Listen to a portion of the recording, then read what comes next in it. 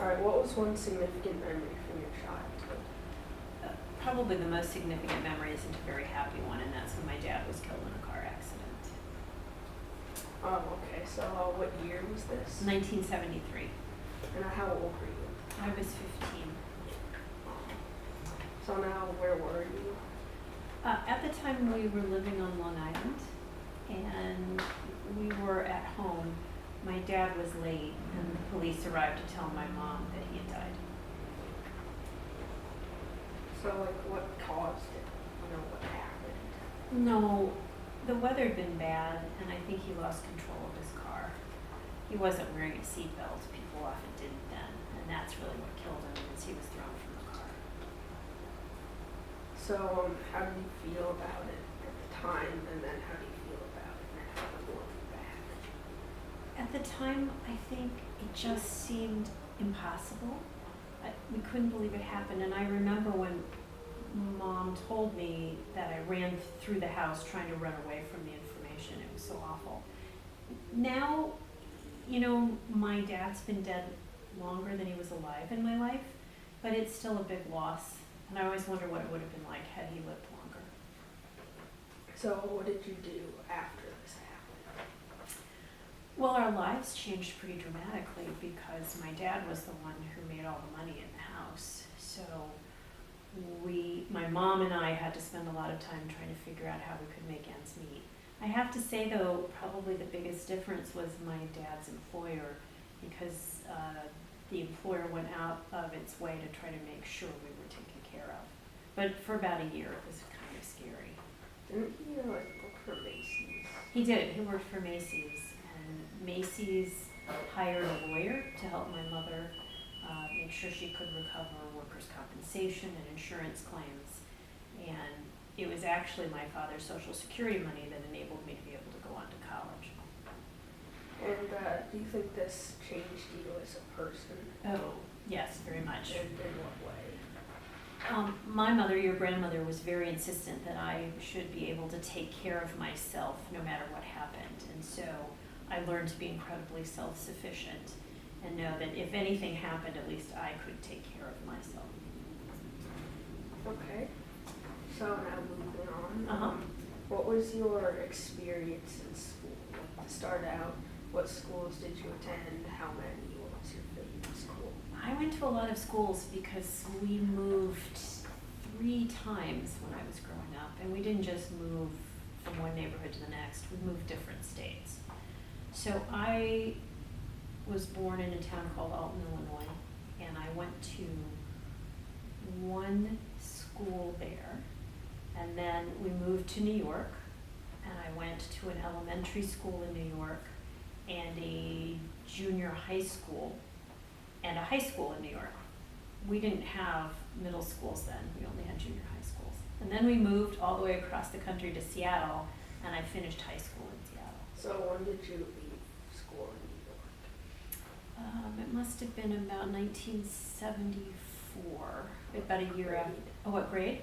I finished 10th grade in New York. So overall, did you think it was easy or hard? I think the hardest thing about school for me was that I had to keep learning to make new friends. And I didn't have a single friend in a lot of these schools because we kept moving. So it was pretty hard. So your grades? They were really good. Were there any particular times during your school experience that you thought was really just hard? I'm not sure I found high school hard. What I found hardest eventually is when I went to law school. I think law school was probably the hardest thing I did. Did you enjoy going to school? Yes, I love school. I'm still there. So what were your favorite classes and teachers, and what were your least favorite classes and teachers, and why? I think if you're talking about what my high school and junior high experiences were like, I think I had 2 really great English teachers. One was in 10th grade in New York, and then one was in 12th grade in Washington State. And they were both terrific teachers. They really taught me a lot, and they were very enthusiastic and they made a big difference. The worst teachers, gosh, I'm trying to think about the worst teacher I had. I had a lot of really good teachers. Maybe it's just that I've wiped out of my memory the really bad teachers, so I don't remember who that person is anymore. Or third, would you be if I didn't teach you anything at all? Probably my Latin teacher in Seattle. I knew a lot of Latin because my mom was a Latin teacher, and so I did a lot of Latin really fast, but I think I knew more Latin than the Latin teacher did, so I don't think she really taught me, but she's probably a big exception to the rule. And did you have a lot of friends? You didn't have a lot of subjects, but you had friends.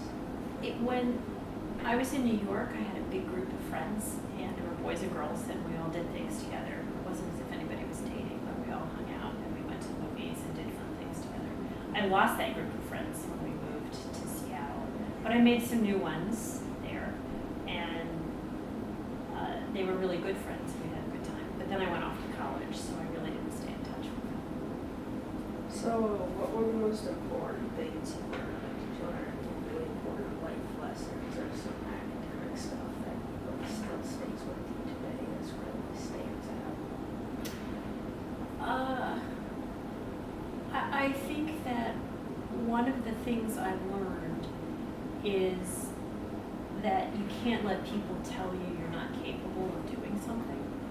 I think that when I was growing up, women had a certain place in life, and if I had listened to them, I probably wouldn't have got to do the interesting things I got to do. So I think it's important to learn to rise to challenges and not think automatically you can't do them just because they're hard. All right, and then the third and final topic, what do you remember about ninth grade? Like to start out with, you studied that year. Gosh, okay, so ninth grade was in New York, and ninth grade was my last year in junior high school. Oh, It was junior high school, yeah. So ninth grade was in high school. Oh, okay. Do you want to still hear something about ninth grade? All right. Or do you want to hear about high school? I'll keep talking about ninth grade. Okay, so I was in a really fun program in junior high school. They had devised this program where we didn't have traditional classrooms. We actually entered into contracts with our teachers to study certain things. So we would cover some material, but then we'd come back and literally draw up some proposal or project, give it to the teacher, tell them this is all we wanted to study. I really liked that because I could really explore areas of interest, but also find something I didn't know about. I remember one of my science projects is I was trying to figure out what life on Mars might look like. Remember, of course, we had no idea what was life on Mars then. And so I had a lot of fun with that. But I think I took probably a lot of the same classes that you're taking now. I didn't have a writing class, though. We weren't taught to write. We just sort of did that in English. So, of the subjects that you studied, which do you think was the most important, or which sticks out the most, and why? In ninth grade, gosh, I really liked history. I just really liked it because I thought you could learn a lot from mistakes people had made in the past. And I think that's one of the problems today is a lot of people don't understand history, so we keep making the same silly mistakes that we probably don't even make. So, how did it feel like being at the top of the social structure of junior high? Oh, being in ninth grade and being, we didn't really see the 8th or the 7th graders, so it didn't really seem like we were top dogs at all. And we were in this special program, remember, so we were not even part of the entire ninth grade. It was just one small segment of the ninth grade got to do the special program. So we were all pretty close to each other, but I really didn't have that much to do with even the other ninth graders. All right, so then this is sort of a little different, but how did you handle the transition from junior high to high school? It didn't really feel like that big a change, although it was a brand new building. but it was more school and I still had all the same friends, so it wasn't that bad. The biggest challenge was probably the high school was really, really big. And so there were lots of people in high school, lots of people I'd never seen before, but I didn't have classes with them. So it was just sort of really trying to maneuver through the halls with so many people, and then the lunch period was enormous, and there were lots of people in there. In fact, they had to stagger lunches because there were too many of us to all eat at the same time. So then when you were in high school, how did you feel at the beginning of 10th grade, I guess, was the first year of high school versus the end? Well, remember I changed schools, so Yeah, but it's kind of At hard. the beginning of the year, how did you feel about high school? And at the end of the year, how did you feel about it? I think high school turned out to be pretty straightforward. It was just, more school. And I knew how to do school, and so I was fine. There were some things that happened in my high school that made my high school scarier. I went to public schools, so there was some violence in the high school. There was somebody I knew who committed suicide. So there were a lot of things that happened that made one stop and think. So then for the last question, how did you feel at the end of 9th grade when you're about to go into high school? I just don't really remember. I don't think I was scared about it. I think I was probably looking forward to it. And I think that while the classes were bigger, it didn't seem that intimidating. Or maybe I just don't remember it. I was scared to death. I just truly don't remember. Thank you. You're welcome, sweetie.